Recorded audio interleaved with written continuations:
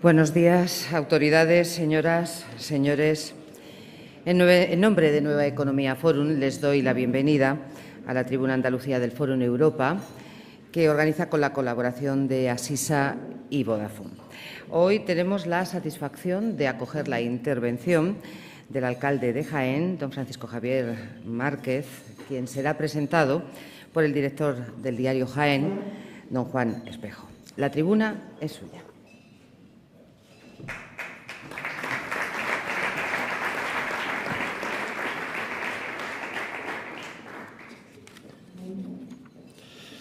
Buenos días, señoras, señores. Me complace adentrarles en una figura política andaluza emergente, la de Francisco Javier Márquez Sánchez, cuya trayectoria vital nunca fue de la mano de la política y la política ha llamado a su puerta para caminar juntos a la par el resto de sus días. Tiene el alcalde de Jaén una virtud insolayable, la cercanía en el trato. De hecho, pide que lo llamen Cookie, como toda la vida han hecho sus amigos. Posee el abogado Márquez un pasado político tan inmaculado como impropio hoy día, el equipaje tan ligerísimo con el que aterrizó en las listas del Partido Popular de la mano del anterior alcalde. Es por ello que no hay a su alrededor desvelos ni empujones, tampoco zancadillas en su meteórica carrera política, salvo una tímida facción popular jaenera que eso tímidamente abogó por otra cara en 2015. Pero eso no pasará a la historia. Su incipiente bagaje político sí, como un torrente de clarividencia popular, llegó en 2011 a la Concejalía de Urbanismo, que apaciguó y serenó de tormentos e incomprensiones y algún que otro dislate, y 4 años y medio después a la Alcaldía de Jaén, cuya semilla de sentido común y realismo político trata de regar ahora que faltan 2 años para las próximas elecciones municipales y aún no ha desvelado el gran secreto a voces en Jaén, que encabezará las listas por el Partido Popular, o no, lo cual atestiguaría aún más esa teoría efervescente de que Javier no es un político al uso. En fin, creo que sí lo hará, aunque hablamos del ayuntamiento más endeudado de España. No lo olvidemos. Deshoja la margarita mirando siempre a su mujer y a sus hijos y a su madre, y va a lo suyo, que los tiempos políticos no van con él. Va siempre a lo suyo, insisto, que no es sinónimo de mirarse el ombligo. Va a lo que cree conveniente para la ciudad y los ciudadanos y no a lo que marque la nomenclatura y el establishment político y mediático jaenero muy potente en el antiguo Santo Reino en cuanto a pensamiento único se refiere. Así las cosas, parece a ojos de buen vecino, si lo busca lo consigue, que los hábitos, las formas y el modus vivendi de la política de siempre no caminan con él y marca su propia hoja de ruta, así caigan chuzos de punta en forma de despiadados editoriales de prensa o campañas orquestadas contra un alcalde distinto en todo menos en una cosa, la familiaridad y la cercanía en el trato. Realismo político aderezado de un contrato firmado permanente en la mínima búsqueda de problemas. Se lleva bien con todo el mundo, incluidos contrincantes, y la aspereza no es su don político. Javier Márquez, quien hoy nos convoca aquí de la mano de Nueva Economía Forum, se hizo abogado y tenía un despacho de importancia en Jaén cuando dio el salto a la política, lo cual aclara fehacientemente que sus necesidades no eran vitales, solo de compromiso ético y ciudadano. A Javier Márquez, militante y conocedor profundo de las funciones y las disfunciones de la Administración pública, mejorar lo mejorado y arreglar lo desarreglado supuso un aliciente para dar el paso del anonimato complaciente y la disponibilidad permanente para con los amigos a estar en boca de todos y faltar a la diaria caña con tapa, primero como concejal y luego como alcalde de todos los jiennenses. Voy acabando. El alcalde de Jaén, que fue consejero de la Caja Provincial de Ahorros de Jaén, vicepresidente de la ONG Jaén Objetivo Vida, es ahora vicepresidente de la Red Española de Ciudades por el Clima, que preside el alcalde de Sevilla, Juan Espadas, hoy aquí también. Está convencido de que las ciudades del presente han de ser sostenibles, eficaces y apoyadas en la tecnología para lograr que los ciudadanos ganen en espacio. Y si me lo permiten, hoy aún hay gente en Jaén que pone cara rara cuando oye hablar de economía circular y aprovechamiento de residuos, frases que Javier Márquez ha logrado introducir en el debate jienense porque está convencido de que serán manantiales de empleo. Amén de sinónimo de ciudades más habitables y acordes con los tiempos que vivimos. Es un enamorado de Alemania, donde vivió y ejerció y dio clases en la EBA de Múnich durante 2 años tras licenciarse en Derecho en la Universidad de Jaén en 1994. Habla alemán e inglés, suele viajar por el mundo y le apasiona los aparatos de electrónica. Tiene una espina clavada con su Real Jaén, al igual que la ciudad, y él la tiene con el tranvía encerrado en cocheras desde 2011. Con ustedes, un caballero de la política, creador de un nuevo tiempo, llamémosle la conciliación o el realismo, un especial maridaje entre oficio ciudadano y responsabilidades familiares. Francisco Javier Sánchez Márquez Sánchez, en Jaén, el apóstol de la economía circular. Muchas gracias.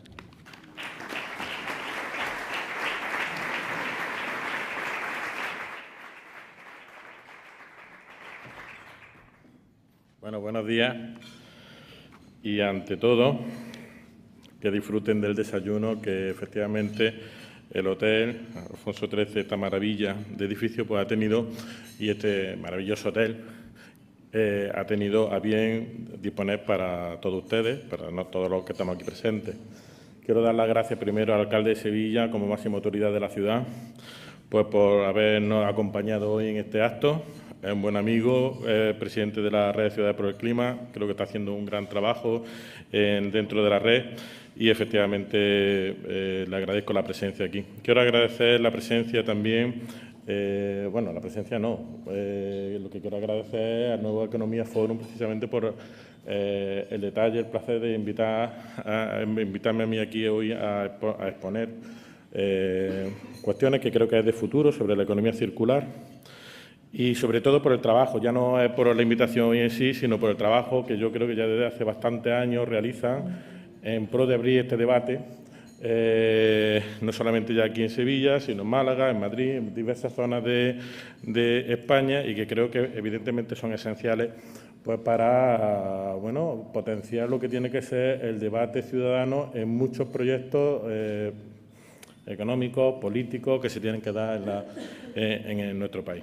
Yo quiero agradecer a los patrocinadores que también hacen efectivo pues, actos como estos, ¿no? Asisa, Vodafone, etcétera, ¿no? Y en este sentido, pues también quiero agradecer a todos los que han venido. Hay mucha gente que ha venido de Jaén, se han pegado el madrugón, yo lo agradezco y todo mi cariño, y también a toda la gente, también las cosas como son, de mi partido, el Partido Popular, que está aquí presente, ¿no? Que le agradezco porque hayan tenido la delicadeza también de acompañarme. Bueno, a Juan Espejo también, evidentemente, quiero agradecerle sus amables palabras, palabras pues también de un caballero, de un director de un diario más reconocido que existe en la provincia de Jaén, que ya son muchísimos años, 75 años, que nos van haciendo ciudad, acompañándonos. Y también quiero pues, agradecerle su presencia, igual que a otros medios de comunicación que también existe, incluso ha venido la Municipal de Jaén. En este sentido, yo quiero recordar, ha estado contando una serie de cuestiones, pero no ha contado una que no sabe, que yo tenía una colección de discos cuando yo era adolescente muy grande, yo tenía más de 200 y pico de discos, ¿no?, de vinilo, y los tengo arrumbados por ahí. ¿Y esto qué significa? Pues que el otro día estaba viendo un disco que era de Aerolíneas Federales y además decía, mi vídeo no tiene mando a distancia. Y yo pensaba dos cosas, ni el disco lo utilizo ya, ni el vídeo existe ya prácticamente. Y ahí es donde voy a abrir un poco el debate de hoy. Estamos pasando, sin darnos cuenta, a épocas en donde utilizábamos antiguamente el disco de vinilo, después pasamos al CD, al DVD, etcétera, etcétera, etcétera. Y ahora pues prácticamente uno se suscribe al Spotify, se suscribe a Netflix, es decir, hemos pasado a una zona, o estamos pasando ya a una economía, que es lo que realmente estamos hablando de economía circular, donde se valora mucho más el servicio que el escaparate que tiene ese servicio, es decir, realmente el residuo que tiene ese servicio, ¿no? Es decir, prácticamente el disco vinilo ya no se lleva ya, es un residuo prácticamente ya, puede ser algo vintage para mucha gente, ¿no? Pero realmente hemos pasado a un mundo económico, o estamos pasando poco a poco, donde realmente se le da valor al servicio que hay dentro de ese residuo, pero no al residuo en sí. Esa es la cuestión o la esencia que subyace en el fondo dentro de la que es la cuestión de la economía circular. ¿Para qué quiero comprar también muchas veces una cosa si también la puedo compartir? Eso también muchos de ustedes lo están viendo en los medios de comunicación diarios, pues los tiempos que se avecinan donde ya se están diciendo que prácticamente, por ejemplo, los vehículos, pues probablemente de aquí a una década, pues no estamos hablando de que se compren, ¿no? Eso de que a lo mejor dentro de 10 años un señor tenga un coche, pues a lo mejor empieza también a sonar algo vintage, como el que tiene un disco de vinilo, ¿no? Actualmente, sino que realmente se va a tender hacia los alquileres de los coches, ¿no? Y a usarlo exactamente por el uso que se tenga, ¿no? Esas son situaciones de economía circular, son situaciones que es por donde creo que se va a hacer con un pleno respeto a lo que es el medio ambiente, pues básicamente el mayor progreso económico que se tiene que producir en España, y no solamente en España, sino en Europa, que lo tiene que declarar pues, como un santo y seña el tema de la economía circular en sí. Es uno, por tanto, de los modos más objetivos, no solamente de conservar el planeta, en el nuevo marco económico que se va a estar produciendo últimamente, sino además que eso es lo que se busca, lo que se pretende con ello precisamente es reducir pues, el uso de materias primas y de energía que siempre se está reutilizando y siempre se está reciclando, ¿no? Para todo tipo de residuos. Es decir, vamos a intentar pasar a una economía de ir creando productos y después al final se convierten en residuos, a sencillamente potenciar pues, una serie de servicios, una serie de productos donde residuos realmente se tiene que tender a desaparecer, pero quedarnos con lo importante de dentro, ¿no? Con lo importante del contenido, ¿no? Eso también va a producir una serie de tensiones. Eso va a producir una serie de tensiones, como por ejemplo ya estamos viendo, por ejemplo, en el caso de Estados Unidos, ¿no? Pues porque hay mucha resistencia a pasar a ese tipo de economía, de ir sustituyendo ese tipo de economía de productos, de fabricación de productos, y que después eso se convierte en un residuo a la transformación solamente meramente a una transformación en servicio. ¿Por qué se produce ese tipo de tensiones? Se produce ese tipo de tensiones pues porque realmente todos los cambios que se tengan que producir, pues realmente primero son complicados como todos los cambios que se van produciendo, pero tenemos que tener muy claro de que en esto subyace la competitividad de nuestra empresa y la competitividad de Europa en este sentido, ¿no? Es una economía, por tanto, de eficiencia y ustedes dirán, y bueno, ¿y por qué el alcalde de Jaén habla de estos temas, no? Pues porque yo creo que el mayor liderazgo que se está produciendo en materia de economía circular lo están haciendo los ayuntamientos. Es decir, yo creo que hay que irse aquí en un momento determinado a cuando se promulgó la Constitución española. Uno veía la Constitución, la sigue viendo, ve el desarrollo de los artículos 148 y 149 de la Constitución y básicamente pues, hace un reparto competencial pues, en materia de territorio, establece la existencia del Estado como tal, establece la existencia de las comunidades autónomas, también habla de las diputaciones, también habla de los ayuntamientos, pero cuando empezamos a hablar de competencias puras y duras, se empieza a repartir las competencias entre el Estado y las comunidades autónomas, los ayuntamientos, los municipios nos dejan un poco más de lado y las financiaciones después pues también, ¿no? Eso también lo tenemos. Sin embargo, este cambio, que es uno de los cambios más importantes que probablemente en economía se van a dar en los próximos años, sin embargo, si ustedes se dan cuenta, el liderazgo lo están haciendo las ciudades, no lo están haciendo exactamente los estados ni nada de esto, ¿no? En cambio climático, yo quiero recordar el Acuerdo de París, ese de que el señor Donald Trump últimamente pues, ha salido, ¿no? Lo ha hecho una ciudad, lo ha hecho una alcaldesa en este caso, pero es que después siguieron otras, ¿no? O sea, empezaron a salir Roma, salió Milán, etcétera, y en España, por ejemplo, pues es paradigmática la Declaración de Sevilla. La Declaración de Sevilla, que además el Ayuntamiento de Jaén pues, se adhirió precisamente en el mes de abril. Es decir, realmente esas declaraciones o esos compromisos lo están haciendo básicamente las ciudades. Es verdad que después, evidentemente, eso están empujando, ese es el epicentro. Es cierto y verdad que después ya, por ejemplo, la Unión Europea pues está creando programas ya específicos, ¿no? Por supuesto, ya cohesionados, para darle sentido a todas las cuestiones que en economía circular tenemos que ir potenciando. Pero es que el liderazgo, ya vuelvo a decir, lo ha ido tomando los ayuntamientos y las ciudades. Eso ha sido el epicentro de todo. ¿Y por qué el epicentro de todo? Pues porque en materia de economía circular todos podemos hacer grandes acuerdos, todas las instituciones pueden hacer grandes acuerdos, muy pomposos, todos. Pero en el fondo subyace una conciencia individual de las personas del respeto al medio ambiente, del respeto que realmente en la economía lo importante es el servicio y el producto y lo importante no es el residuo que se genere. Y si se genera algún residuo que evidentemente sea reutilizable, por lo cual evidentemente la industria se tendría que estar estudiando por una parte el rediseño de muchos productos o bueno que se pueda reconvertir en otras cuestiones como por ejemplo pasa con algunos residuos que se convierten en energía. Ayer mismo leí pensando en lo que es la ponencia de hoy, pues como es un periódico a nivel nacional, hablaba del caso de Viena, ¿no? Otra ciudad, con respecto a que los residuos de esa ciudad pues prácticamente potencian el 30% de la energía o dan el 30% de la energía de esa ciudad, ¿no? De la energía eléctrica. Entonces, por una parte, tengo que decir que en economía circular es que partimos de lo básico y partimos de que el primero que realmente se compromete es la persona, es el individuo. A partir de ahí ya empieza a surgir una conciencia social. La conciencia social precisamente la están adoptando primero las ciudades. Vuelvo a decir, el compromiso que han ido tomando las ciudades. Y no solamente el compromiso que han ido tomando las ciudades, sino cómo eso se ha ido desarrollando. Por ejemplo, en el caso de España, ya no solamente estamos hablando, por ejemplo, de la Declaración de Sevilla, sino cómo la Federación Española de Municipios y Provincias, a través de las redes Ciudades por el Clima, pues está abordando el tema y no solamente está abordando el tema o está liderando este tema, sino que además está buscando proyectos en conjunto con el resto de los ayuntamientos que están implicados, precisamente pues, para potenciar toda aquella materia que sean de economía circular en España.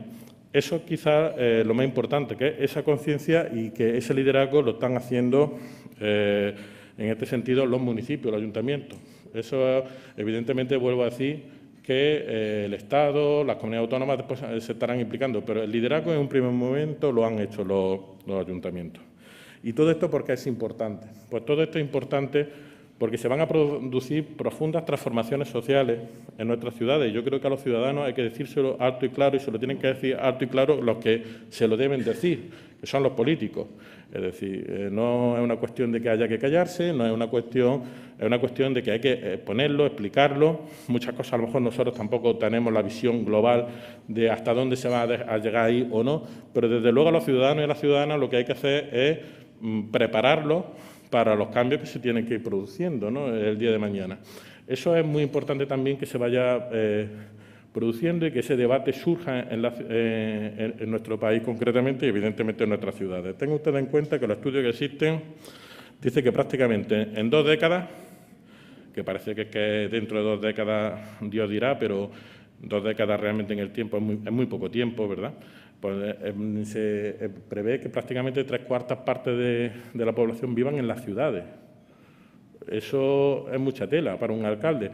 Hombre, si un alcalde está pensando en los 4 años, pues evidentemente no es un problema. Pero si un alcalde empieza a ver realmente los problemas que le van a surgir a su ciudad en 10 años, en 15 años, por ejemplo, yo me imagino aquí en un Jaén como yo, en un Sevilla, evidentemente que es una ciudad que tiene más peso, ¿no? En la economía, es más grande, etcétera, tiene más complicaciones, pues ustedes verán realmente los problemas que en materia de transporte, movilidad, contaminación, se tiene que estar planteando prácticamente ya.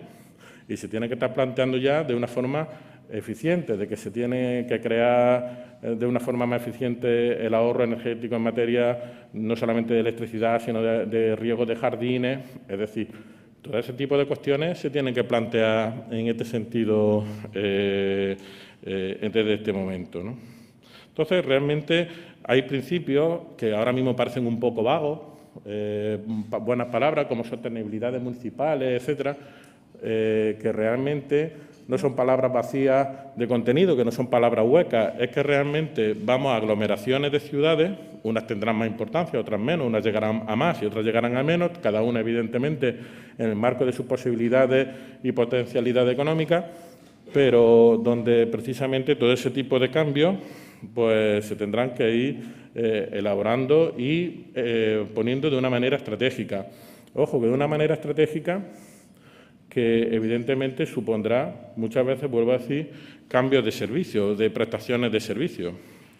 En este sentido, por ejemplo, pues hay que tener en cuenta que uno de los pasos importantes, por ejemplo, que he dicho, va a ser la movilidad. La movilidad, por ejemplo, no vamos a atender a que cada uno, como he dicho antes, tengamos nuestro coche, sino que pasaremos más a un sistema de alquiler. Yo quiero que piensen ustedes los problemas que esto va a ir generando. Por ejemplo, actualmente ya las grandes marcas de automóviles están ya cerrando acuerdos con empresas de alquileres de vehículos. Por ejemplo, la Mercedes ya ha cerrado acuerdos con la Hertz, la BMW ya ha cerrado acuerdo con la Sixt, y eso para alquilarle, para que esas empresas compren los vehículos de esas marcas y se pongan en alquiler de las personas, más o menos en un plazo de 10 años. No estamos hablando de un gran plazo de tiempo.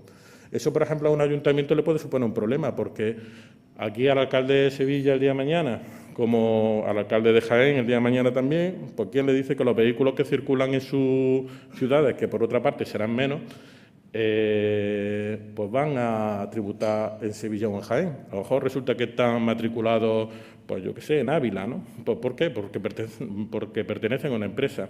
¿Y eso qué quiere decir? Porque nosotros la financiación de los impuestos de esos vehículos, nosotros no los cobramos en los términos actualmente previstos.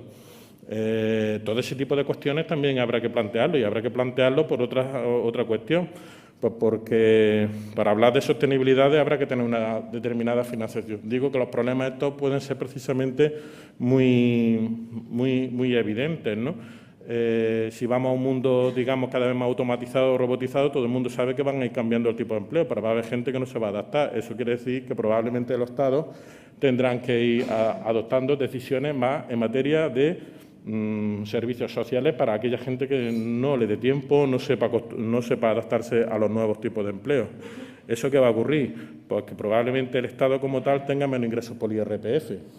¿Eso qué va a significar para el ayuntamiento? Pues que no tengamos las mismas cantidades de participación de impuestos del Estado, porque nosotros nos nutrimos de ese tipo de financiaciones, esencialmente el ayuntamiento. Con esto, ¿qué quiero decir? Que los cambios que se van a producir van a ser notables. Van a ser notables en cosas que la gente ve y van a ser notables en las cosas que solamente entendemos los que estamos metidos en el mundo municipal.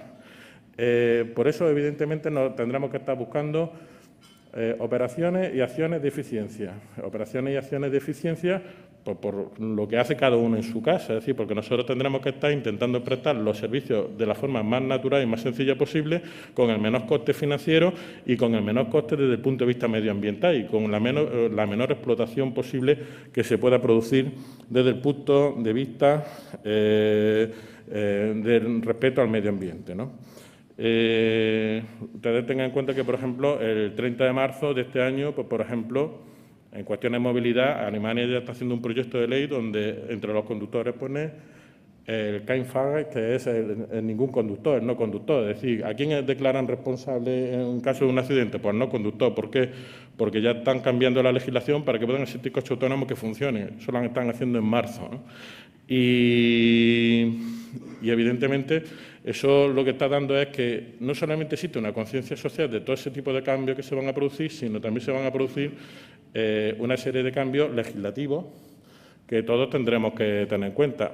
Vuelvo a decir, nosotros tenemos que tender a buscar una mayor eficiencia, y para buscar esa mayor eficiencia va a ser pieza clave no solamente la conciencia social, sino también las nuevas tecnologías en este sentido. Es decir, toda esta revolución digital que se está produciendo actualmente va a estar prácticamente hermanada con las cuestiones que van a ser cuestiones de eficiencia en las ciudades. A nadie se le escapa en ningún momento que cuestiones de control de movilidad, los mayores problemas que se podrán ir generando, evidentemente, son cuestiones de contaminación. Las cuestiones de contaminación, por una parte, se irán soslayando si se desarrollan, por ejemplo, en movilidad los coches eléctricos, pero desde luego surgirá todo lo que es un epicentro de Smart City, que ya llevan tiempo desarrollándose, pero de plataformas donde se controlen la contaminación que se tiene que estar produciendo en las ciudades. No solamente eso, sino, por ejemplo, en el ahorro del agua, ¿no? En el ahorro del agua, pues, efectivamente es lo mismo. Es decir, pues, evidentemente se tendrá que sensorizar si los jardines tienen humedad, no tienen humedad suficiente como para que sea preciso estar regando, no se esté regando. Y eso, evidentemente, supone un ahorro de los costes, no solamente de los gastos del agua, sino también del ahorro de lo que tiene que ser el consumo razonable de recursos naturales que tenemos, ¿no? Y que evidentemente son también escasos, ¿no? No solamente en ese tipo de contaminación, no solamente también en las cuestiones de agua, es prácticamente también la recogida de residuos, en la reutilización de los residuos. Parece razonable pensar que, por otra parte, los residuos, por una parte, como está ocurriendo, por ejemplo, en Viena, pues se tiendan a convertir en gran parte a energía eléctrica, o a otro tipo de energía que se pueda realmente utilizar, pero no se trata de crear más residuos para generar otras cosas, sino se trata de generarlo menos. Para eso será imprescindible una apuesta decidida de la Unión Europea, una apuesta decidida de España y una apuesta decidida, por tanto, también del Ayuntamiento, como lo están haciendo, vuelvo a decir, porque el diseño industrial que se produzcan de los residuos que sean obligatorios realizar sean reutilizables. Eso es una cuestión que es, en este sentido, muy importante desde el punto de vista estratégico, porque además supone ahorro y eficiencia, que es lo que en el fondo todos buscamos, ¿no? Todos en nuestras casas buscamos lo mismo, buscamos consumir lo que tengamos que consumir al menos ahorro posible, ¿no? Pues en este sentido, el respeto a los recursos naturales, recursos a los medio ambientes, no es precisamente incompatible con que también cada uno se ahorre en su bolsillo un dinero, ¿verdad? Entonces, realmente la estrategia de las ciudades tienen que ir hacia ese sentido, la estrategia del país tiene que ir hacia ese sentido. Yo les pongo, por ejemplo, un ejemplo en cuestión de movilidad. En Estados Unidos, pues yo creo que prácticamente todo el mundo tiene un coche. Yo creo que los estudios dicen que el 92-93% es propietario de un coche. Pero si ahora uno, por ejemplo, se va a Manhattan, ¿no? Pues solamente creo que no llegan al 25% de las personas que tienen propiedad un coche, porque como ahí cada uno funciona entre coche de alquiler y por el sistema de transporte, prácticamente el 25% no tiene. Quiere decir que vamos a un cambio absolutamente de modelo, un cambio que afecta a las ciudades. Y creo que es muy importante que los alcaldes, como lo están haciendo, lideren ese tipo de proyectos. Lideren ese tipo de proyectos no solamente desde la perspectiva ecológica, no solamente desde la perspectiva digital, no. Lo que se está haciendo hasta ahora no es incompatible para nada con lo que también se tiene que ir adoptando los caminos ahora. Es decir, por ejemplo, en mi caso concreto, y yo creo que en el caso concreto mío también hay bastantes alcaldes, por ejemplo, yo puedo destacar uno que me parece muy avanzado en este sentido, que es el alcalde de Granollers, por ejemplo, ¿no? Yo creo que los alcaldes tienen que tener, y las ciudades tienen que tener muy claros los proyectos de ciudades. Los proyectos de ciudades, desde que empieza a coger el lápiz, tiene que empezar a desarrollar un plan general de ordenación urbana y tiene que saber en qué se va a situar a su ciudad, no en el cortoplacismo de 4 años, sino pues ya en el plazo de 8 años y lo que pueda durar, evidentemente, un desarrollo urbanístico. Hacerlo con una serie de criterios, no solamente desde la asistencia física, de criterios pues, de ciudades compactas, ciudades de los problemas que se le pueden venir en cuestiones de movilidad, los problemas que se le van a venir en el futuro o que presuma que se le puede venir a futuro, a lo mejor ya no a él como alcalde, a lo mejor al que esté dentro de 10 o 15 años, pero tiene que estar previendo eso, ¿no? Por ejemplo, en mi caso concreto, pues cuando tuvimos que empezar a hacer el Plan General de Ordenación Urbana en el 2011, pues ya evidentemente ya tenía que tener una persona en la cabeza tiene que tener la ciudad, ¿no? Entonces, dibujada. Entonces, ese proyecto, por una parte, se parte de ahí.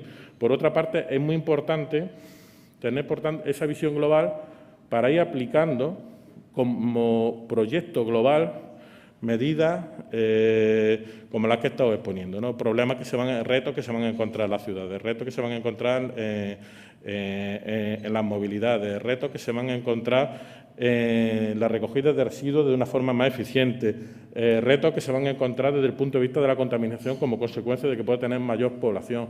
Tiene que tener retos también para saber que si va a tener más población tendrá que tener los recursos necesarios para atenderlo de una forma más eficiente. Esos retos los tienen que tener los ayuntamientos y tienen que tenerlos los alcaldes previstos, independientemente ya de colores y partidos políticos, porque estamos hablando de lustros y estamos hablando también de décadas en este sentido, ¿no? Y porque nosotros, como alcalde, en este sentido, tenemos que ir mejorando la eficiencia en los recursos naturales que nosotros utilizamos, pero sobre todo porque eso también tiene una serie de costes para el ciudadano que muchas veces no cree que los paga y los paga, porque nosotros en el fondo nos nutrimos económicamente como nos nutrimos y tiene que saber que efectivamente que tenemos que buscar el mayor producto, el mayor valor del producto entre los impuestos que paga el contribuyente y el servicio que recibe. Ya hemos terminado. Es decir, nosotros precisamente por eso tenemos que buscar con las nuevas tecnologías y con el respeto al medio ambiente y buscando la mayor eficiencia, que también el contribuyente pague lo menos posible, que al final es de lo que también de lo que se trata, porque a todos nos molestan como ciudadanos que nos toquen el bolsillo. Eso me pasa a mí y le pasa a todo el mundo, ¿verdad? Entonces, nosotros tenemos que buscar precisamente facilitarle ese tipo de vida a los ciudadanos, ese tipo de vida a las ciudadanas también, ¿no? Y en este sentido, pues, vuelvo a decir que van a ser muy importantes determinadas tecnologías, como por ejemplo los sensores a la hora de la recogida de los residuos, etcétera, pero desde luego lo que no podemos estar hablando en esta cuestión es como un conjunto de ocurrencias. Es decir, como un conjunto de cuestiones de nueva tecnología, de decir, bueno, pues yo tengo wifi, yo tengo unos sensores aquí. No, lo mismo que un alcalde tiene que estar buscando una planificación de la ciudad desde el punto de vista urbanístico, tiene que existir un plan, una planificación también, al mismo tiempo, desde el punto de vista de medioambiental. ¿Con qué? Con las nuevas tecnologías esencialmente. O sea, esa es una gran herramienta. Las nuevas tecnologías siempre han sido una cuestión que han favorecido con mucho la vida y la calidad de los ciudadanos. Pero siempre que haya un proyecto detrás, tiene que haber un proyecto detrás, porque si no, vuelvo a decir, estamos hablando de un conjunto de ocurrencias. Y donde se tiene que ver exactamente qué tipo de modelo, qué tipo de eficiencia vamos a tener todos. No todas las ciudades son iguales, no todas las ciudades son iguales. Los modelos de ciudades los tienen que marcar las propias ciudades. Por ejemplo, no es lo mismo las necesidades que tiene Jaén, no es lo mismo que las necesidades que tiene Sevilla. Y no son lo mismo las necesidades que tiene Jaén y Sevilla, por ejemplo, que Málaga. Que Málaga, pues saben ustedes, es una ciudad muy turística como Sevilla y que de pronto le viene muchísima gente de fuera y que evidentemente necesita unas financiaciones pues para atender cuestiones de basura, etcétera, etcétera, diferentes, pues porque de pronto reciben muchísima gente. Pero no nos cuesta a nosotros lo mismo la recogida, por ejemplo, como le cuesta a los pueblos de Galicia, que no son ciudades compactas, que muchos están diseminados y por tanto los costes son diferentes. Es decir, los proyectos de ciudades y los proyectos de ciudades desde el punto de vista de eficiencia energética y también financiera tienen que partir no de arriba a abajo, sino al revés, de abajo a arriba, porque las ciudades en España somos todos de nuestra padre y nuestra madre y somos muy diferentes.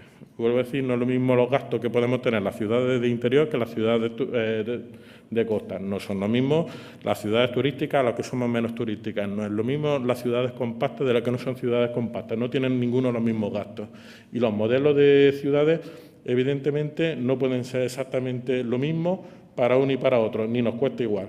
Entonces, realmente, es ahí donde yo creo que en materia de eficiencia y de economía circular es donde realmente van a destacar la importancia que tienen los municipios, que yo creo en cierta medida nunca se le han dado, no se le han dado especial importancia, puesto que en este país se ha dado más importancia probablemente a los órganos supramunicipales, pero que yo creo que precisamente con los modelos que actualmente vienen, pues precisamente debe ser la oportunidad de poner encima de la mesa que los ayuntamientos, que los municipios deben liderar lo que tiene que ser toda la ayuda o toda la potencialidad de eficiencia de las ciudades para ir mejorando lo que tiene que ser el cambio climático en nuestro país. Y ya está. Y muchas gracias por escucharme y ahora pues estoy a su disposición pues, para las preguntas que ustedes deseen. Muchas gracias.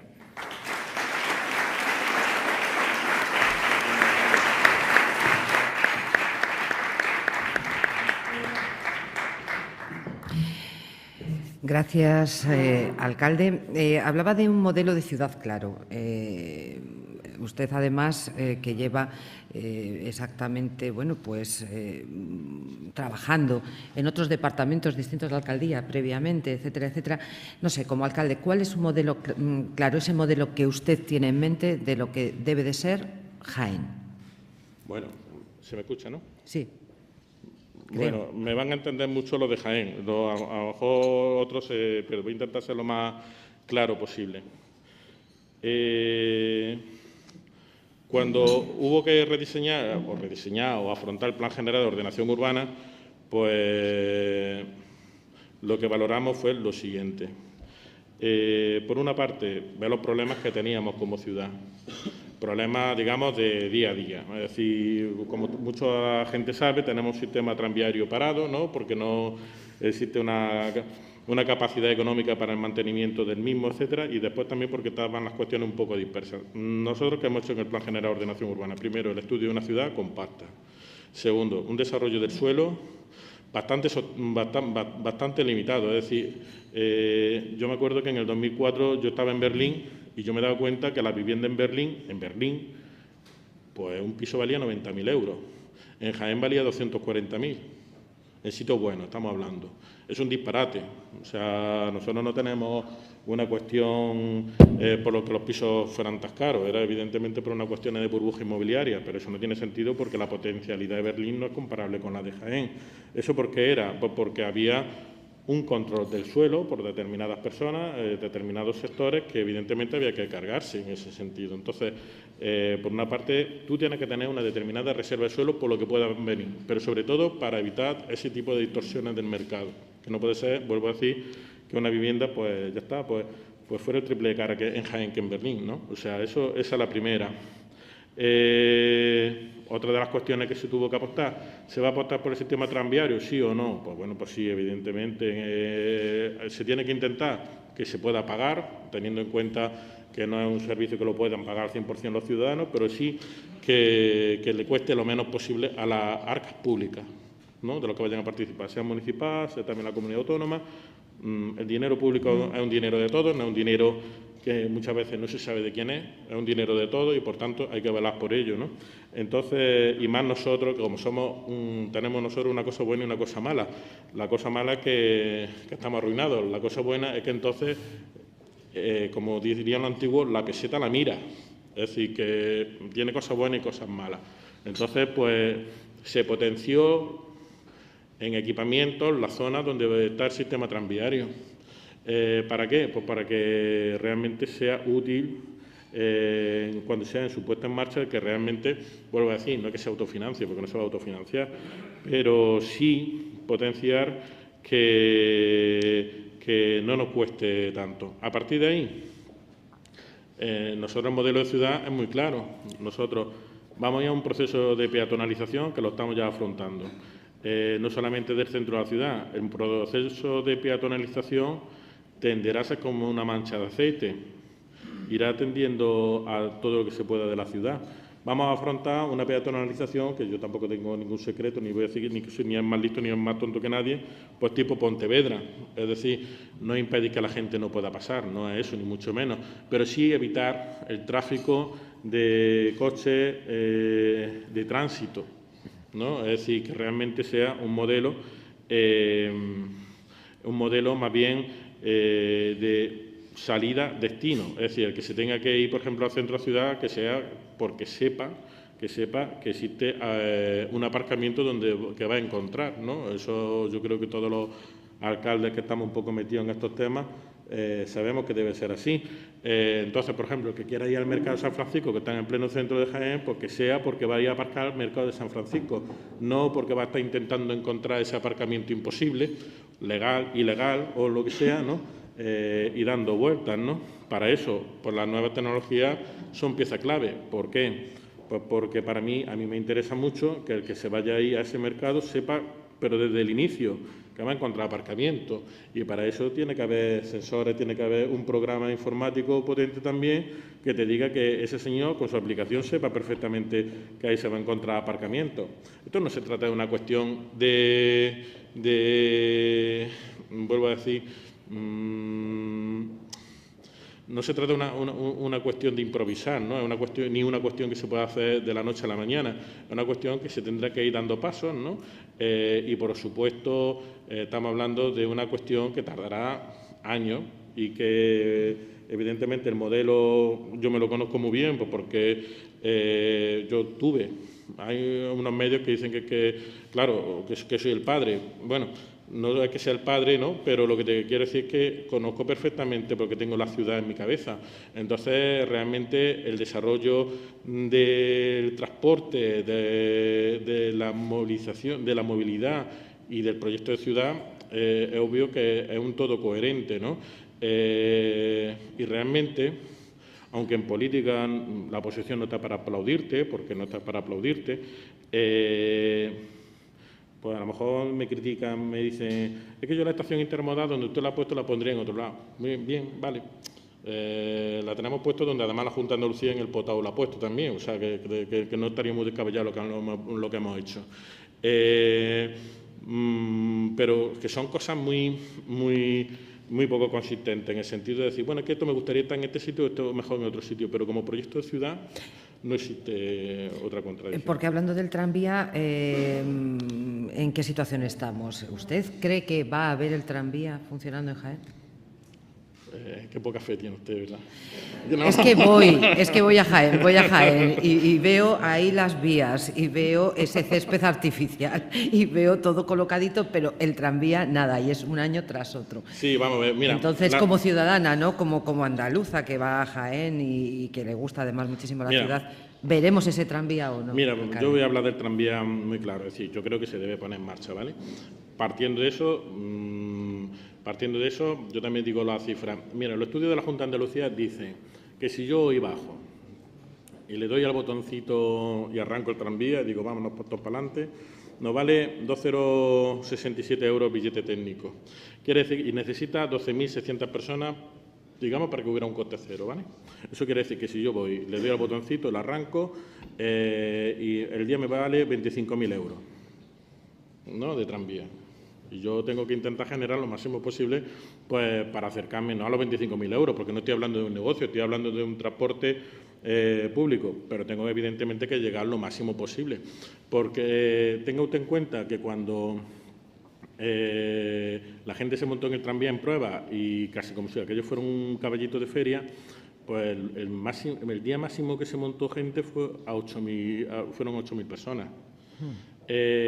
Si usted empieza a hacer un poquitín de números, y es para que vea el problema un poco que hay, bueno, si uno pone el billete a 2,067 cuando el autobús está, creo que a 0,98, yo creo que esos precios no están ni en Alemania. Tú tienes que poner el billete prácticamente a euro, ¿no? O más o menos, para que sea compatible con el transporte público de los autobuses. Pues si fueran las 8.000 personas que se montaban gratuitamente, las 8.000 personas se montaran pagando 1 euro, fíjese las diferencias que hay, ¿no? 8.000 de ingresos, 25.000 de gastos, tiene que estar ya jugando con las subvenciones, etcétera, etcétera, y eso un día, otro. Pues prácticamente a los 2 meses tendremos que estar cerrando. Entonces, la imagen mala no es que esté parado, la imagen mala es que se arrancara y que a los 2 meses tuvieras que pararlo, sin una solución. Entonces, la Junta de Andalucía ha dicho ahora que va a pagar el 40% de los gastos de explotación del sistema tranviario. Todo eso está bien, ¿no? O sea, todo eso a cosas suman, no restan, ¿vale? Pero lo cierto y verdad es que nosotros, por ejemplo, ¿qué es lo que opinamos? Pues opinamos que tiene que haber, independientemente de que se ponga el sistema en marcha y que además la semana pasada ya se abrieron las plicas de la ingeniería que tiene que hacer el test del sistema tranviario y, si Dios quiere, pues ya el año que viene, pues ya sacaremos la explotación. Lo que sí es cierto y verdad es que, por ejemplo, para nosotros, en el trazado que existe actualmente del sistema tranviario, pues sería importante que se hiciera otro que es en la avenida Andalucía, porque realmente esa es la gente que realmente va a utilizar el sistema tranviario y que realmente te puede quitar coches. ¿Por qué? Porque el sistema tranviario tiene espacios vacíos. Es decir, hay paradas que pueden ser muy utilizadas. Por ejemplo, la universidad. Encima, al lado de la universidad va un centro comercial.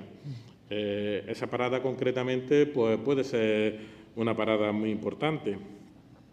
Pero Jaén es una ciudad pequeña, una ciudad muy compacta, entonces hay muchos términos medios donde a uno es que no le merece la pena cogerlo. Porque, para que usted sepa, el 57%, en Jaén el 53% creo que era, coge el coche privado para sus desplazamientos. Y el 37% restante iba andando. Y el resto el transporte público. Fíjese usted qué situación existe, ¿no? ¿Por qué el 37% va andando? Pues porque Jaén es una ciudad muy compacta. En los procesos estos de peatonalización que nosotros estamos realizando,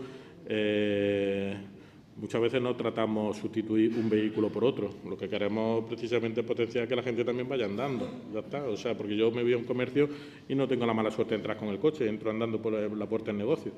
Y sin embargo, eso potenciaría, entiendo yo, por una parte, que el sistema tranviario pudiera tener más actividad, más movilidad, porque, hombre, el porcentaje de uso del transporte público se antoja muy pequeño, ¿no? Estamos hablando prácticamente un 10%. Y después, pues porque lo que tenemos que ir quitando es ese bocado tan importante de 57% que la gente coge el vehículo propio, cuando estamos hablando, vuelvo a decir, de Jaén.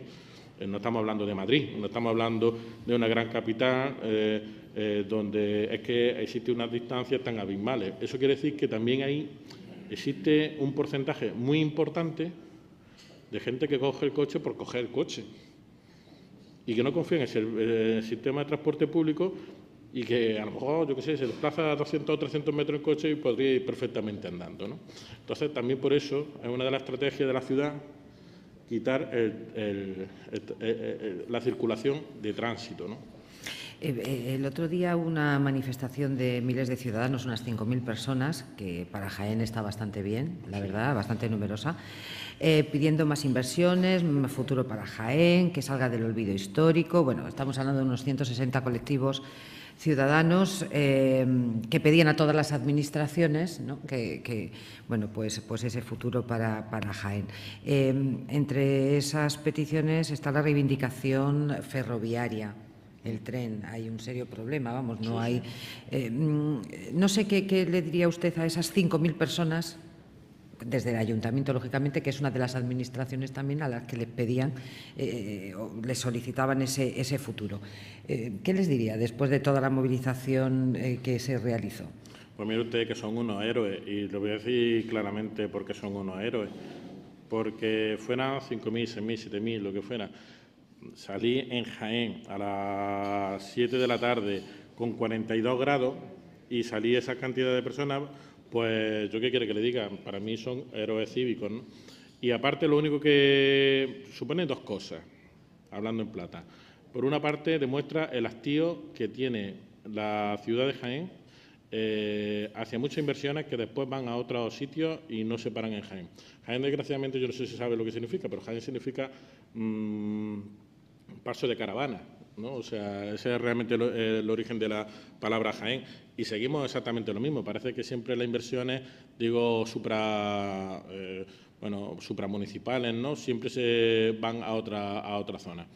En este país uno tiene que aprender, creo yo, un concepto de solidaridad en este sentido que le voy a decir. Yo no sé, aquí hay mucha gente, no lo sé, algunos pueden que tengan un piso en la playa, ¿no? En Jaén, por ejemplo, hay mucha gente que tiene un piso en la playa, ¿no? En Fuengirola, etcétera, etcétera. ¿Eso qué quiere decir? Pues que hay zonas naturales, normales, grandes capitales, también, que por su actividad económica o por sus recursos naturales, su forma de ser, tiene una capacidad económica importante. Si todos partiéramos de cero, siempre, por ejemplo, las zonas costeras, pues probablemente se desarrollen económicamente más que otras zonas, ¿no? El jiennense que, por ejemplo, y vuelvo a decir que hay muchísima gente de Jaén, que tiene un piso en Fuengirola, por ejemplo, pues paga impuestos en Jaén y en Fuengirola. Es decir, en Fuengirola tiene tributa el natural de allí y el jiennense porque tiene un piso. El caso contrario no se produce. No viene un malagueño a comprarse un segundo piso, por ejemplo, en Jaén, ¿no? Estoy poniendo un caso muy concreto. Eso es lo que le quiero decir. Que hay determinadas zonas que por sus capacidades naturales tienen más capacidad económica que otras de una forma muy natural. Por tanto, las administraciones lo que tienen que ir a corregir esos desequilibrios económicos que se producen, no a potenciarlos, y a veces tienden más a potenciarlos. Lo que el otro día hizo la gente en Jaén, vuelvo a decir, para mí como alcalde es un aval, porque yo como alcalde ya he pasado los 40.000 kilómetros en un coche que el otro día casi a Luis y a mí, al conductor, pues casi nos deja tirados, ¿no? Porque ya tiene 300.000 kilómetros, ya está en un estado, pues, aparentemente está muy bien, muy bonito, pero ya apenas le entra las marchas, o sea que tiene determinados problemas, ¿no? Cualquier día aparezco en los medios haciendo el ridículo por ahí, tirado por la calle. Pero no es normal que yo tenga que hacer 40.000 kilómetros, un alcalde de Jaén, 40.000 kilómetros buscando inversiones, llamando a Madrid, llamando a Sevilla. No es normal, o sea, sobre todo porque no llevo ni 2 años de alcalde, ¿no? Entonces, por una parte, que la gente se manifieste, para mí es un aval para decir, mire usted, yo no solamente que lo necesite, es que yo no soy un caprichoso, es que ya la gente está hasta las narices. Esa es la primera. Entonces, para mí, vuelvo a decir, es muy importante. Con lo del tren que usted dice, pues yo, para que todo el mundo entienda, es que mucha gente se tiene que ir a Córdoba para cogerse un AVE para irse a Madrid. O sea, es ridículo. O sea, nosotros en Jaén tenemos un problema que ya llevamos 25 y 30 años, donde los trenes que tenemos en Jaén pues, parecen las diligencias de los americanos y los indios. Claro, después dice, ¿por qué la gente utiliza el coche y el 57% de las personas cogen el coche? Pues porque yo me cojo el tren y es que de Jaén a Madrid tardo, por ejemplo, 4 horas y cuarto, una cosa de esa. Yo con un coche tardo 2 horas y media, vamos, 2 horas y media corriendo, 3 horas menos cuarto es el tiempo razonable sin estar que te pongan una multa. Es una ineficiencia absoluta. O sea, entonces, claro, en Jaén no hace falta que estemos a la última de AVE o cosas de estas, a lo mejor no es necesario eso, pero oiga, unos sistemas de transporte terrestre rápidos, más eficientes que lo que tenemos, pues hombre, yo creo que es normal. Y lo que pasó el otro día es que a veces ya se calma la paciencia, ¿no? Y en Jaén yo creo que ya hace mucho tiempo que se calmó la paciencia.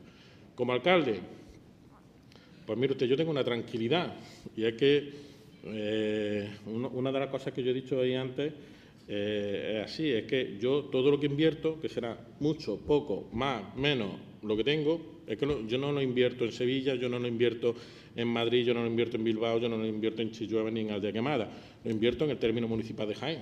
O sea, y tendré más o tendré menos, pero yo lo invierto absolutamente todo ahí. ¿Quién tiene que ponerse a las pilas con respecto a la ciudad de Jaén o quién Pues evidentemente las administraciones que en un momento determinado deciden invierto allí o invierto allí. Eso es de cajón. Y esos son los que realmente se tienen que poner las pilas. Y además les digo también otra cuestión, que no todo tipo de inversiones, sino que tiene que ser inversiones transformadoras, no propaganda. Es decir, que, por ejemplo, que hagamos muchas actividades culturales y toda esta historia, efectivamente está muy bien, pero no se requiere propaganda. Lo que se requiere en una provincia como Jaén, en una ciudad como Jaén y en los muchos pueblos que existen en Jaén, son que esa gente tenga un futuro y que, por tanto, las actuaciones económicas que se hagan sean transformadoras pues, para, evidentemente, que sean competitivos el día de mañana. O sea, que no hay otra cosa. Bueno, pues si vemos las vías del tranvía que no está, si no hay, por ejemplo, un tren Jaén-Granada, por ejemplo, y vemos una estructura cuando sale uno de la estación del tren precisamente, que es la del Museo Ibero, y tampoco está abierto, ¿cómo está esta situación? El Museo Ibero se va a abrir ahora. Ahora acaba de terminarlo la Junta de Andalucía y yo imagino que se va a abrir de aquí a final de año. ¿Sí? Es decir, confiamos en ello, aunque me diga usted que soy una mujer de poca fe. Sí, yo ya la fe no la puedo arreglar, pero sí. lo digo por la cuestión relativa a los terrenos, esa titularidad de los terrenos. No, yo el museo es que digo lo que hay. El museo lo que hay. El museo, por ejemplo, es un acuerdo que se hizo en el 2003, ¿no? Entre Estado y Diputación, que se peleaban por quién era la titularidad de la antigua cárcel, ¿no? ¿Y por qué era así?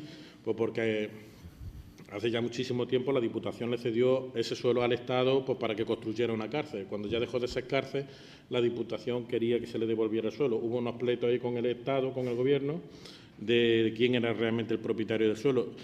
Y en primera instancia y en segunda instancia se decretó que el suelo era del Estado, que no era ya de la Diputación. No se llegó al Supremo, aunque el pleito estaba puesto en el Supremo, pues porque llegaron a un acuerdo. Y el acuerdo fue, el suelo se lo damos a la ciudad de Jaén, es decir, ni para ti ni para mí. Y entonces el acuerdo lo que dice es que el Estado, que era el titular, por tanto, por el suelo, le cede el uso al Ayuntamiento y el Ayuntamiento lo pone a disposición de la Junta de Andalucía para que construyera un museo de arte íbero. Y así hemos estado funcionando. Es decir, eso es lo que se hizo en su día, el Ayuntamiento le puso a disposición el suelo y la Junta de Andalucía, bueno, pues ha tardado pues, desde 2003 hasta ahora en construir el museo, hasta el 2017, ya lo ha terminado. ¿Qué ocurre? Que pide la licencia de apertura, pero resulta que no es el propietario del suelo, y claro, el suelo es del Ayuntamiento. Entonces no procede una licencia de apertura, lo que procede es una acta de recepción, porque además en el acuerdo es que decía eso en el 2003, básicamente, ¿no? Que el suelo es del Ayuntamiento y que usted lo construye, ya está. Claro, ahí ya se produce un problema porque la Junta de Andalucía quiere gestionar el museo y nosotros no tenemos ningún inconveniente. Nosotros no tenemos ninguno. Es más, nosotros no podemos gestionar directamente el museo. Primero, porque no tengo recursos económicos. Segundo, por practicidad. Tiene más experiencia la Junta de Andalucía. Total, que nosotros no tenemos problemas en ese sentido. Pero claro, la abogacía del Estado dice, ojo, que ustedes no le pueden ceder terreno que le ha cedido el Estado a su vez a la Junta de Andalucía. No es que el Estado tampoco quiera resolver el tema. Que es que yo, muchas veces, de lo que hay en el fondo a lo que se dice, hay diferencias. Ha dicho que ustedes jurídicamente no lo pueden hacer. Entonces, ahí pues, habrá que plantearse varias posibilidades. Una posibilidad que dice la Junta de Andalucía, porque el Ayuntamiento renuncia al suelo, que se devuelva al Estado y que el Estado no lo ceda, que eso tendrán que ver si lo ceden o no lo ceden, pero que eso lo tendrán que ver ellos. Esa es una posibilidad. Otra posibilidad es hacerlo de Málaga, ¿no? Que en Málaga los museos son titularidad del Estado, pero la gestión la tiene la Junta de Andalucía por un convenio que está publicado en el BOJA. Oiga, pues a lo mejor también hay otra solución. Es decir, que el Ayuntamiento y la Junta de Andalucía firmen un convenio de gestión donde lo gestione toda la Junta de Andalucía y hemos terminado, y eso que no tiene ningún problema. Y entonces, pues bueno, esa cuestión es la que se tiene que debatir, pero vamos, que ahí nadie está por no abrir el museo, está todo el mundo por abrirlo ya, ¿vale? ¿Fecha pero, entonces para cuándo más o menos? Yo creo que la Junta lo quiere abrir para el último trimestre de este año. De este año. Vamos a ver, tenemos bueno, una catedral que es una maravilla, patrimonio, se pretende que sea patrimonio de la humanidad, pero la verdad es que de momento no lo están logrando. Hay una serie de informes que dicen que el entorno no está bien, bueno, hay un informe de Patmos que, en fin, bueno, hay todavía muchas cosas y trabajos que hacer para que la catedral sea ese patrimonio de la humanidad. ¿En qué momento estamos en ese sentido? Porque la verdad es que ha sido bastante la ilusión de los jienenses en este sentido, ¿no? Ha sido bastante... Mire usted, la catedral de Jaén, yo estoy seguro que si está aquí en Sevilla o está, yo que sé, en Jerusalén, es patrimonio de la humanidad desde hace muchísimos años. Y además nadie la discute. Porque todo el que va se queda parado de cómo es. Y además cualquier persona que no sea de Jaén, y el que es de Jaén, hombre, porque estamos acostumbrados a verla, pero es que impresiona ver cómo el edificio destaca sobre toda la ciudad. O sea, y además de una forma tremenda. Y hay que tener en cuenta en su día, además, cómo se haría, evidente, porque hoy día hacemos muchas mega obras, ¿no? Pero también hay que ponerse en el tiempo. No, vamos a ver, esto es un tema que ahora mismo está liderando desde el punto de vista científico la Universidad de Jaén. Y la Universidad de Jaén, con el prestigio que tiene, ¿no? Pues ha hecho una serie de jornadas para rebatir el informe de ICOMOS, ¿no? Y además, hombre, la verdad es que está haciendo, yo creo que está haciendo un estudio importante porque además va a haber una publicación.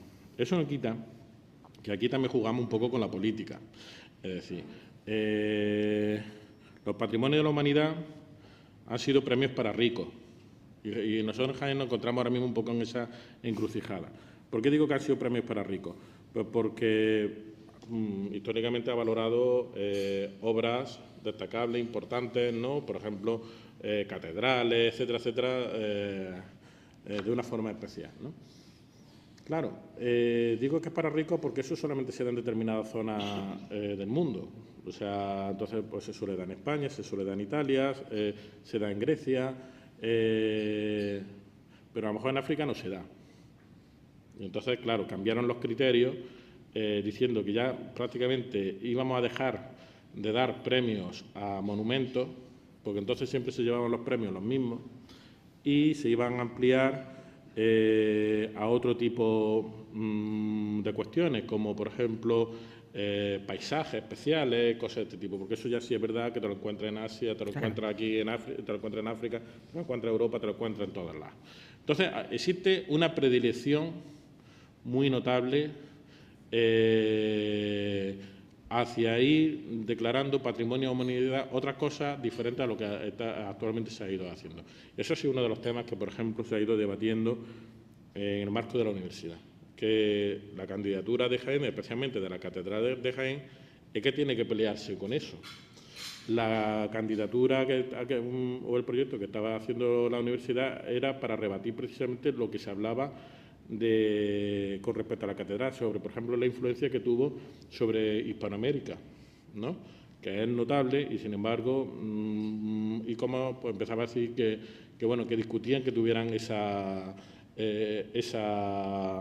influencia. Cuando vuelvo a decir, prácticamente todos los catedráticos, etcétera, dicen que es obvia la influencia y que incluso en determinadas catedrales, es que, por ejemplo, en México, etcétera, es que se encontraron hasta planos de alumnos de Vandervira, que era la catedral de Jaén antigua, o sea que la influencia es obvia y, sin embargo, pues se discute. Entonces, la cuestión la está liderando ahora mismo la Universidad de Jaén desde el punto de vista científico, después la tendremos que retomar nosotros cuando veamos las conclusiones, pero de tal manera también tenemos que saber contra lo que luchamos y tenemos que luchar contra una serie de elementos, ¿no? Pero bueno, para eso están las cabezas, ¿no? Para pensar también, ¿no? O sea que yo, como tengo la desgracia que no tengo mucho pelo, pues no me sirve para llevar pelo, pues tendré que saber para pensar.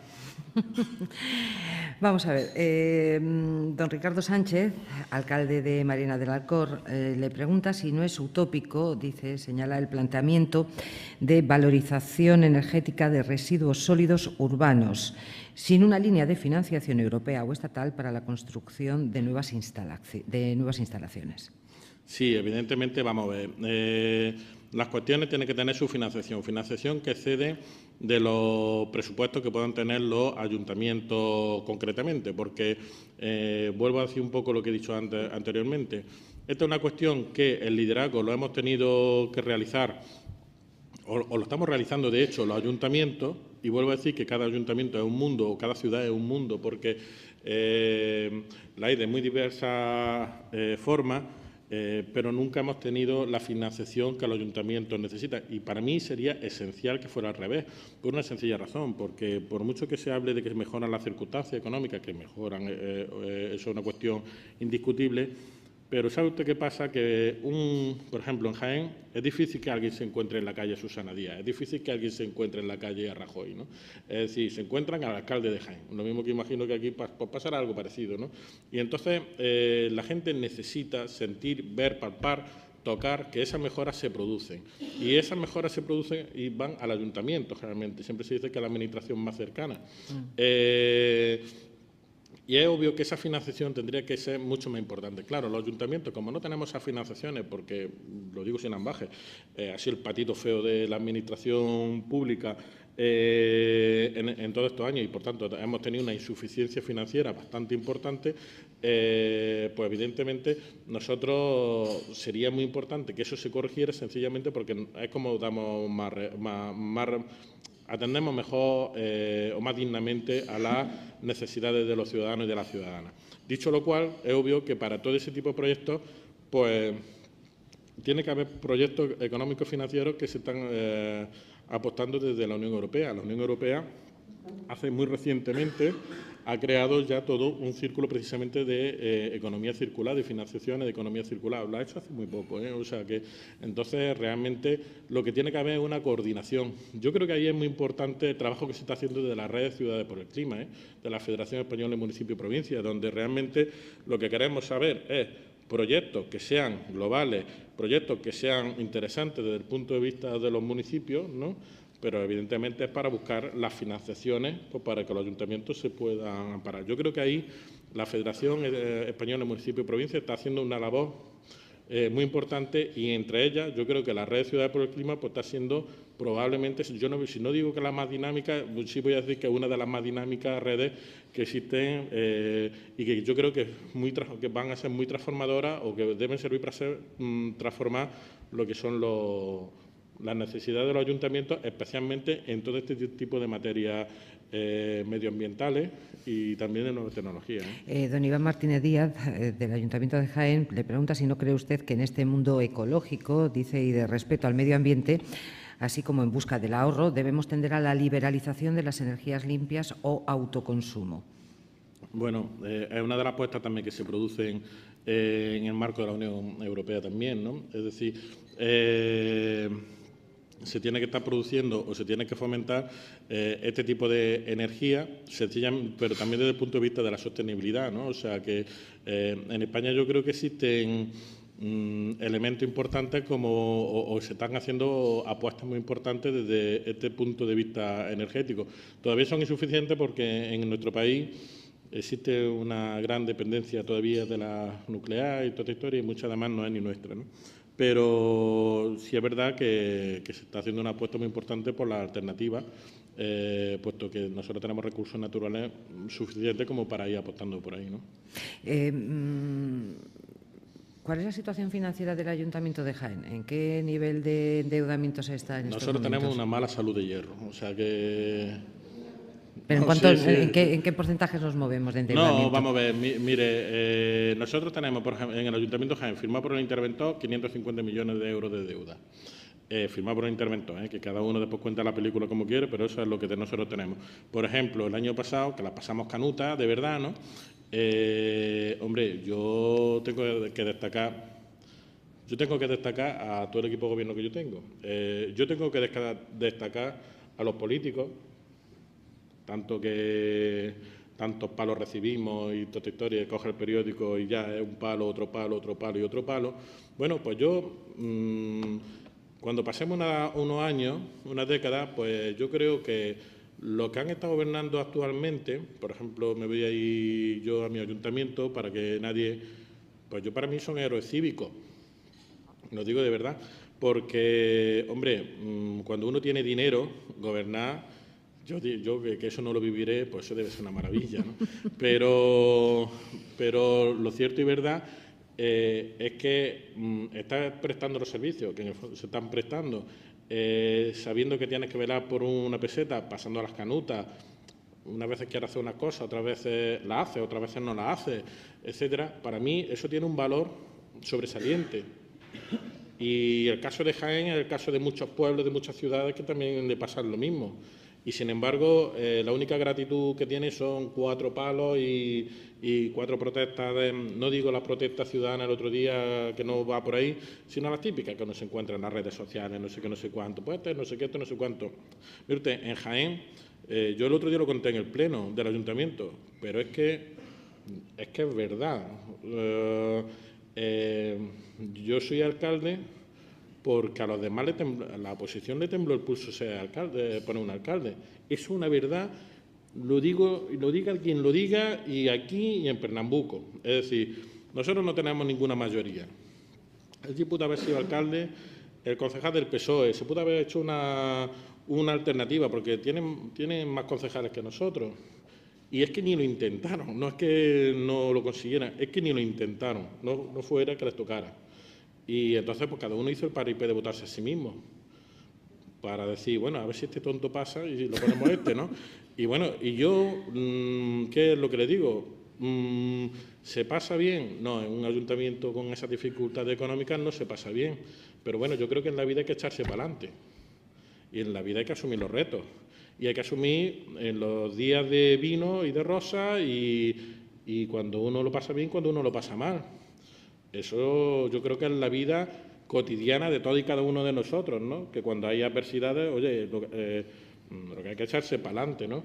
Entonces, el año pasado lo pasamos muy mal, este año no lo estamos, hombre, lo estamos pasando mal financieramente. Yo le digo, ¿estamos bien? No, pero por ejemplo, el interventor, que vuelvo a decir, esto en el ayuntamiento se habla de interventor como si se hablaba del 1, 2, 3 de Don Cicuta, ¿no? Es decir, el interventor ha dicho que nosotros el año pasado le pegamos un bocado de 20 millones de euros a los gastos anuales de la ciudad de Jaén. Pues esa es nuestra obligación. Esa es nuestra obligación, intentar hacer las cosas, pero velando que el dinero público es dinero de todos y que no es dinero de nadie, ¿no? Eso es la circunstancia que tenemos. ¿Su experiencia alemana le está ayudando a llevar la alcaldía? No lo sé. Que le veo así, no sé, que tiene una componente germana importante. No lo sé si es verdad o no. Porque bramo en alemán de vez en cuando, ¿no? O sea, que cuando me cabreo. Pero no, hombre, allí aprendes cosas, ¿no? Ahí aprendes. Yo, por ejemplo, yo me fui a un despacho de abogados. Y a mí me sorprendía que solamente había 3 abogados y había 14 secretarias. Yo aquí en España eso no es habitual, ¿no?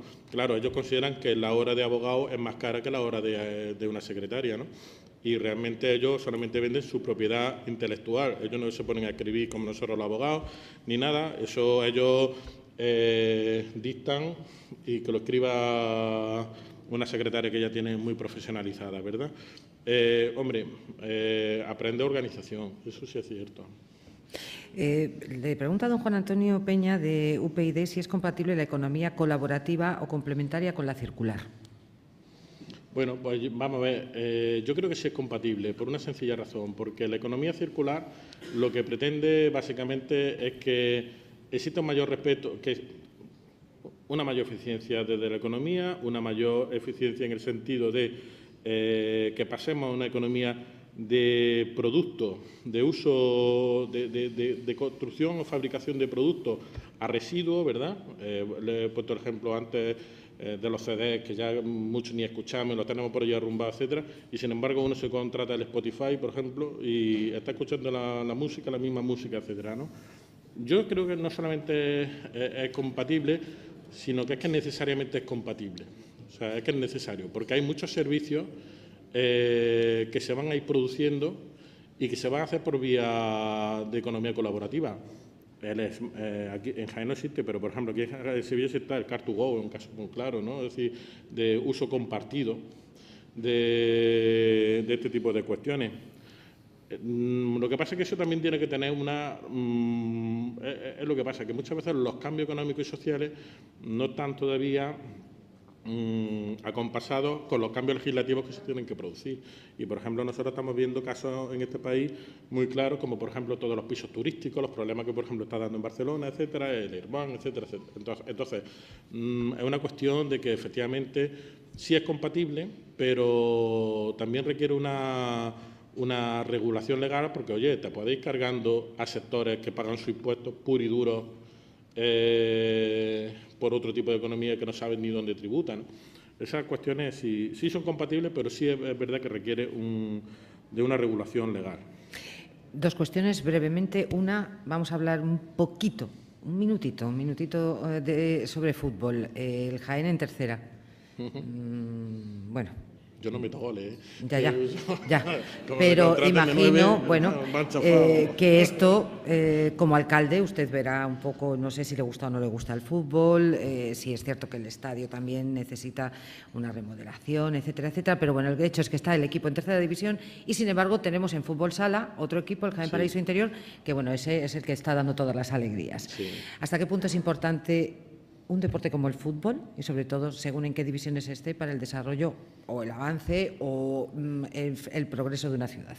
Bueno, yo creo que el deporte en sí, es decir, el fútbol sala, el fútbol, el baloncesto, cuando uno tiene un equipo también bueno, sí es verdad que transmite una imagen de la ciudad desde el punto de vista, por lo pronto, que te la pone en el mapa. Es decir, hay mucha gente que le gusta el deporte en sí, ¿no? Digo, a nivel nacional, etcétera, y a lo mejor no se plantea visitar Jaén. Por ejemplo, el Jaén Paraíso Interior fue campeón de España hace 2 años, ¿no? Y a lo mejor mucha gente empezó a poner Jaén en el mapa, pues, en este sentido, ¿no? Es decir, el deporte sí tiene ese tipo de cuestiones positivas, ¿no? Ya después, como deporte y como cuestión, que tiene que entrar la pelotita o no tiene que entrar la pelotita, o que se hacen unos equipos mejores, otros equipos peores, que unos juegan mejor, otros juegan peor, pues evidentemente ya son las circunstancias, ¿no? Pero, hombre, el deporte como tal, y especialmente este tipo de equipos, ¿no? Pues lo que sí te marcan un poco, si usted me apura, pues, hombre, te sitúa la ciudad, especialmente desde un punto de vista de influencia turística, etcétera, Porque, por ejemplo, Jaén, cuando estuvo hace 3 o 4 años en segunda división, pues se benefició muchísimo la hostelería, porque venía muchísima gente, ¿no? De otras ciudades, ¿no? O sea, eso se nota mucho, ¿no? Entonces, bueno, siempre tiene una influencia económica importante, ¿no? Comenzaba usted su exposición con Aerolíneas Federales, un disco de vinilo, etcétera, que se encuentra, en fin. Dígame usted, ¿qué música escucha ahora? Porque ya sabemos que Aerolíneas Federales se escuchaba. No sé si tenía algún otro grupo favorito o alguien, no sé, en los 80... Yo tenía de todo, o sea, yo tenía desde los Centellas de Utrera a Gabinete Caligari, Aerolíneas Federales, yo tenía absolutamente de todo. Yo tengo un repertorio grandísimo. Amplísimo. ¿Y hoy en día, qué es lo que usted escucha en esos momentos en los que, bueno, su cargo se lo permite? Bueno, pues yo he escuchado Super Submarina, o sea, grupos de ahora, ¿no? O sea, pero Super Submarina es de Jaén, ¿no? Vale, dígame. Sí, pero son muy buenos, las cosas como son. Sí, lo son. Son muy buenos. Entonces, pero ese tipo de grupos musicales sí lo escucho, ¿no? Yo tengo, ya le digo, yo tengo un repertorio muy claro. Mi hermano era heavy, pues también escuchaba esta música heavy, o sea, la tengo yo acostumbrada. A mi hermana le gustaba Supertramp, pues también la tengo. Pero si yo le digo uno que desde que soy pequeño lo escuchaba y lo sigo escuchando, pues era Marc Knopfler.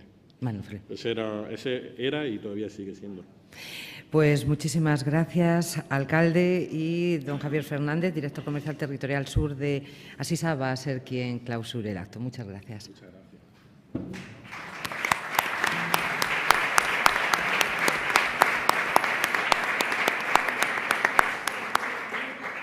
Muchas gracias. Excelentísimo señor alcalde de Sevilla, autoridades, muchísimas gracias por acoger este foro y por estar aquí con nosotros. Excelentísimo señor alcalde de Jaén, Javier Márquez, magnífica su exposición. Muchas gracias. Y creo que lo que ha dicho tanto en la misma como en lo que las contestaciones a las preguntas, la verdad es que nos va a hacer, creo que nos está haciendo ya recapacitar y plantearnos algunas de las cuestiones que ha dicho.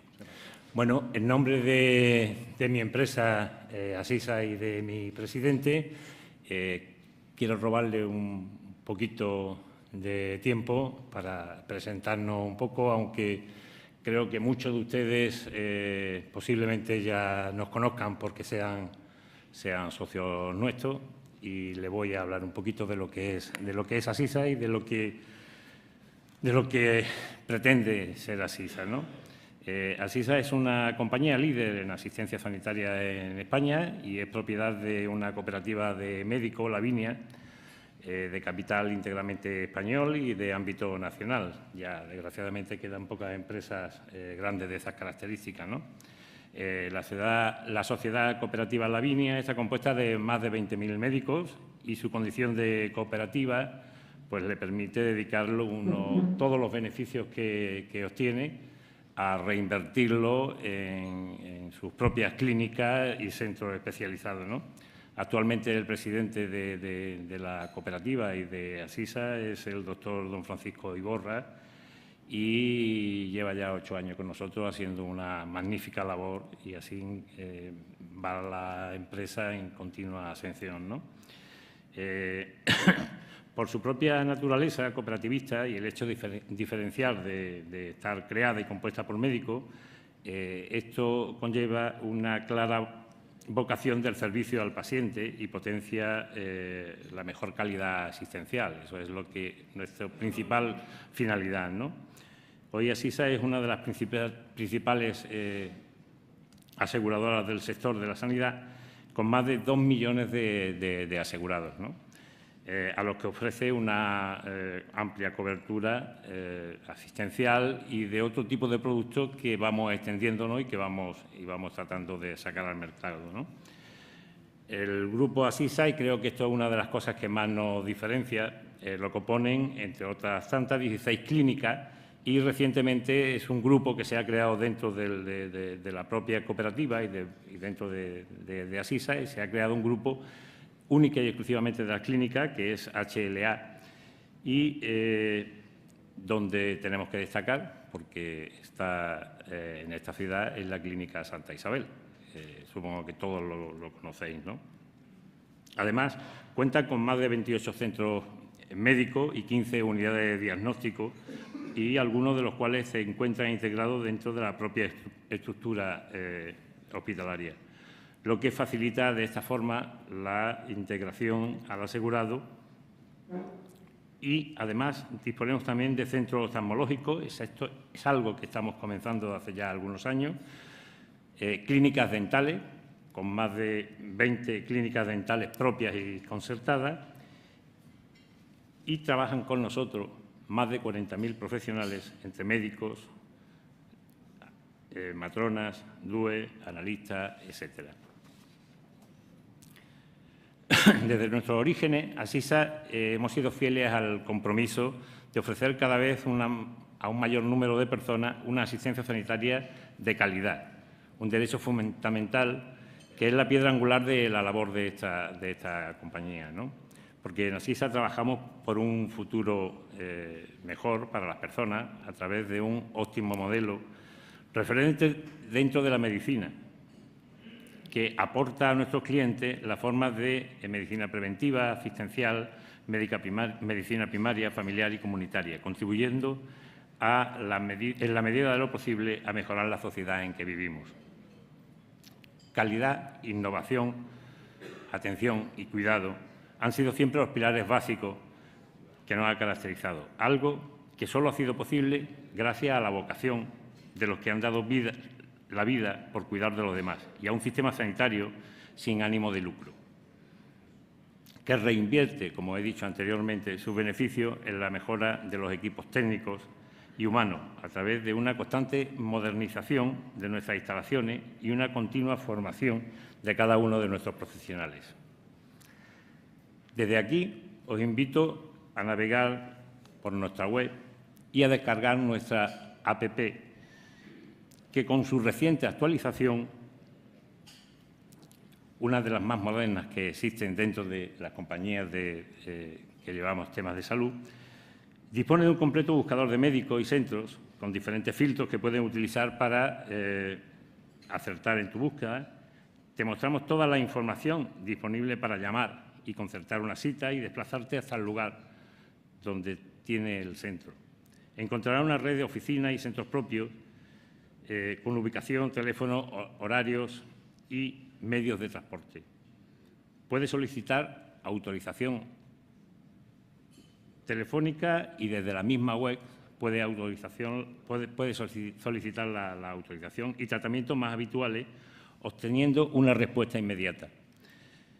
Podrás visualizar tarjetas en la pantalla, los recibos, cualquier tipo de consulta o de citas que tengas pendiente, pedir duplicado de la propia tarjeta y consultar las preguntas más frecuentes que se te ocurran sobre patologías.